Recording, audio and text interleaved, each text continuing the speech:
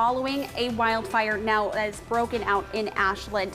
Evacuation orders are in effect for all homes from the fire near Michelle Street west to Lower Cambridge Street due to this wildfire near Bear Creek.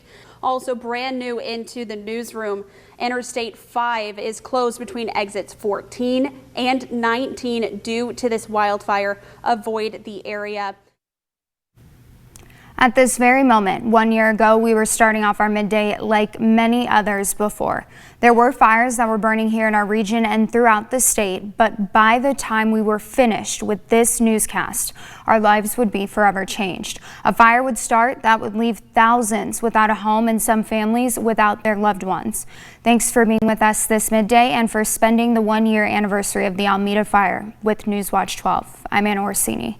We're very grateful to have you here on this very difficult day here in our region. So starting off on our fire watch, the video you were just listening to was the end of our midday newscast on September 8th last year.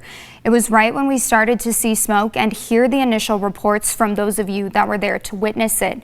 At the same time, some of you were also sending us some video, those who could see what we were seeing on the weather cam, but from the ground. The fire started a little after 11 o'clock on Tuesday, September 18th. Hot and dry winds immediately began to push that fire to the northwest. The first infrared imaging was conducted on the Almeda fire around 1:30 p.m.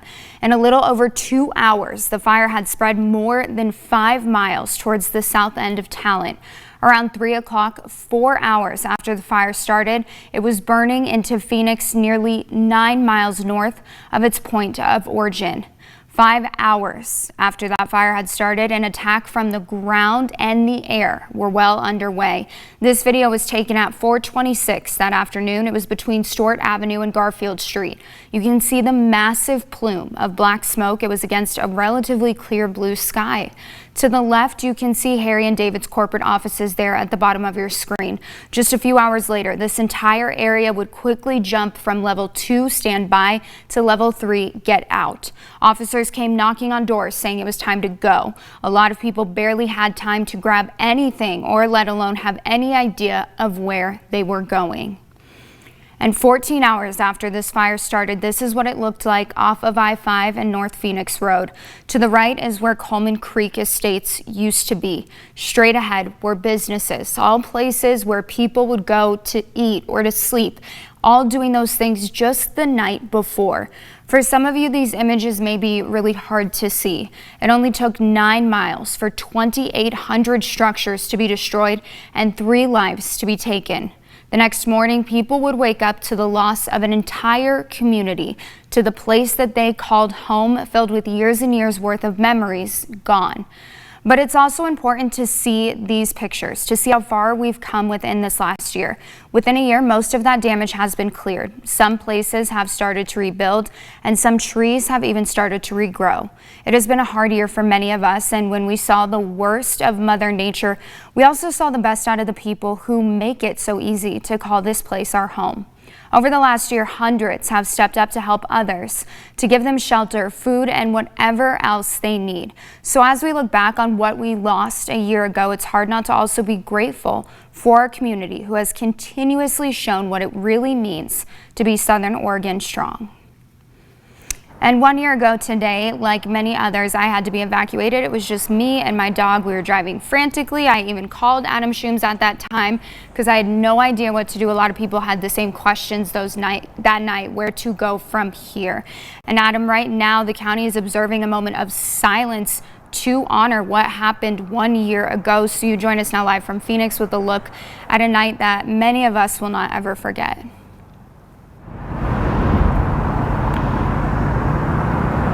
Yeah, as journalists, we're taught to be objective, put your feelings aside and cover the story. But when you're standing 100 feet away, your emotions are human. Confusion, frustration, anger, fear. Are my friends okay? Is my family okay? What in the world just happened? Those are the exact same thoughts that was running through my mind as I was driving home from Klamath Falls, as I was covering the 242 fire, to see my town that I call home completely on fire, to see the fear in my coworkers' eyes as they had to be evacuated, not knowing if they were going to have a place to call home by the time the sun rose. But as we all did that night, we grew closer as a station, as a community. We saw a community come together and we saw towns rise beneath the ashes. As we look back a year later, we still have a long way to go. But we can all say, like Anna, you said, we are Southern Oregon strong. We are all human. We all remember that night like it was none other. You know, standing here in Phoenix, right off this exit, looking at towns covered in flames. What in the world just happened? There's no better way to describe it. As journalists, our job is to cover the story, bring you the information, but when the story is a part of us, that is all real too.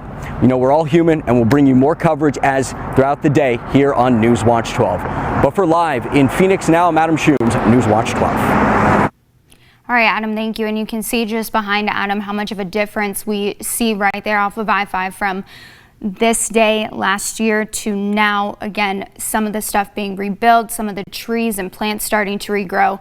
Of course, when we talk about the Almeda fire, it was just one of many wildfires that were burning here in our region last year. The South Obenchain fire was first reported a year ago as well. It was northwest of Medford. It was near Eagle Point. Approximately 100 structures were lost during that fire, with a third of those being standalone structures. The fire was considered contained on October 3rd. In total, it burned nearly 33,000 acres. And the Slater and Devil fires first started as separate fires around September 8th as well.